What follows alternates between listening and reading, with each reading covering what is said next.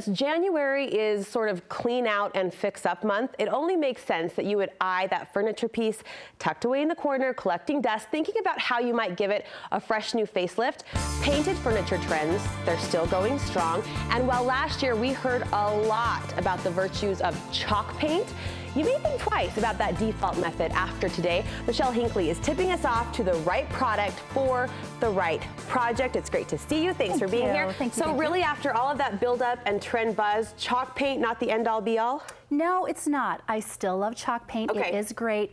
One of the wonderful things about chalk paint is there's no prep. And if you've ever painted a piece, you know that sometimes you do just as much prep as you actually do in the painting. So to do something different, we'll see how it goes. I like that you're lecturing with a paintbrush. That seems very fitting for you. Thank you. So when you're looking at a piece of furniture, we have to emphasize this isn't a knock on chalk paint, like you said. There is a time and a place for that particular craft medium. But how do you know what paint you should be reaching for?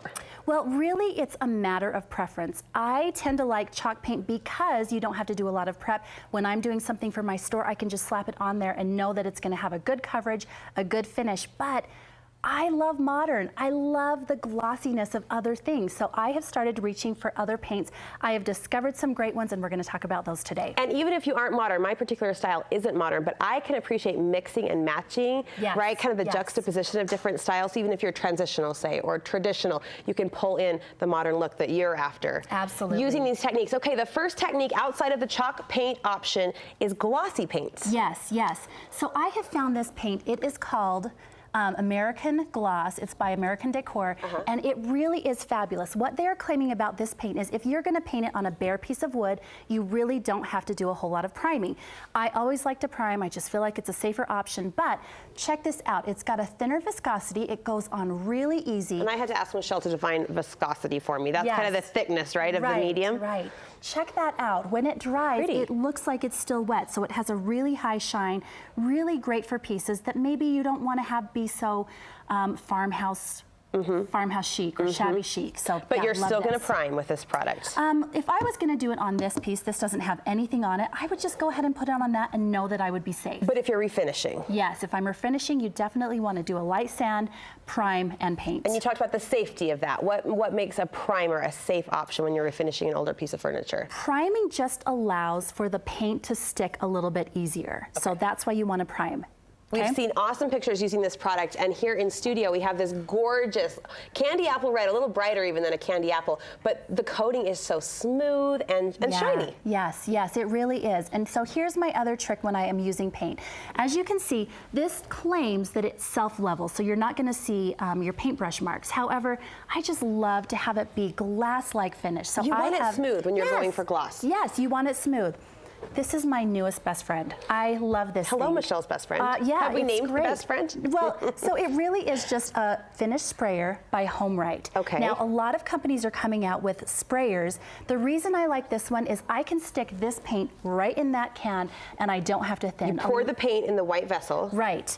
And a lot of times what happens is you have to make sure that you're thinning. If you're just going to get paint from the hardware store, you have to get the formula right. You have to put just enough paint in so it goes through your sprayer. This paint will go in there, and I don't have to thin it all. See, I've heard scary stories from friends who have either rented at-home sprayers or purchased maybe a cheaper product. What makes this one good for the at-home crafter? I don't know. The technology is just so much better with these paint sprayers these days. And the thing that I love about it is you don't have to have one of those big, huge, bulky air compressors. Right. Plug this in. You are good to go. You can just spray for as long as you need to.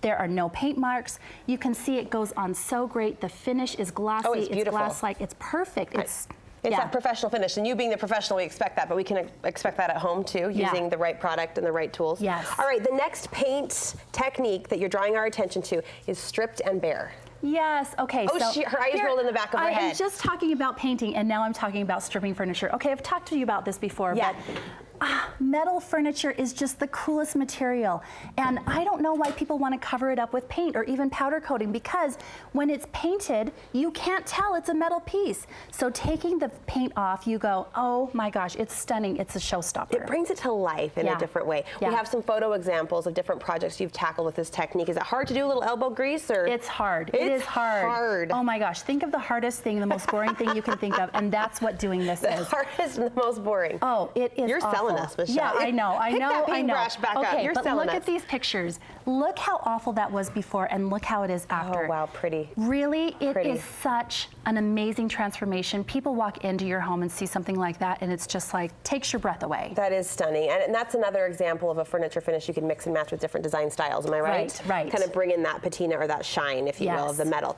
All right, the third technique, I'm impressed if I can say this right, is a faux bois? Faux bois. Faux bois. Yes. Define this for us. Okay, so this has been around forever. It's really just faux graining. It's just making it look like a piece of wood or a piece of grained You've done it. wood. You've done it here on this gray shelf. Yes, so what I did is I took the backing of this bookshelf, I painted it white, and then I went over it with a gray. And let me actually show you. You painted that design? Yeah, doesn't it look like it's actually paper? It looks like wallpaper, honestly. It looks like wallpaper. And I took it into the store and people said, oh my gosh, this wallpaper looks fantastic. And they didn't believe me that I actually had painted it. So here's what we're gonna do. It really is so easy. And in fact, I started doing this and I was a little bit nervous. And then once I got the hang of it, my 9-year-old came by and said, oh my gosh, can I try that? And he did. And I actually left it as is. That is my 9-year-old. Don't set me up for that failure when you say my 9-year-old can do it. And then here, Brooke, do you want to try? Oh. Okay, so I'll do one line and then I'll let you do the other. The trick with this is you want to work in sections. So don't paint your whole thing. Really what you're doing is you're just slopping some paint on there. Thin coat, thick coat, does it matter? It doesn't really matter because you're just going off and scraping it. So you've got a piece of, you've got some paint there. And is that flat paint, matte paint, shiny paint? This is chalk paint. Oh, chalk paint. But I've used it with this other stuff, the glossy paint, and it works just as well. Okay. So you can see I've got that just taped or painted on there. I'm taking this faux bois tool or this graining tool, and really you're just going to start at the top and drag it. What? Look at that. Okay, that not is amazing? the coolest DIY magic I think I've seen in a long time. Yeah, yeah.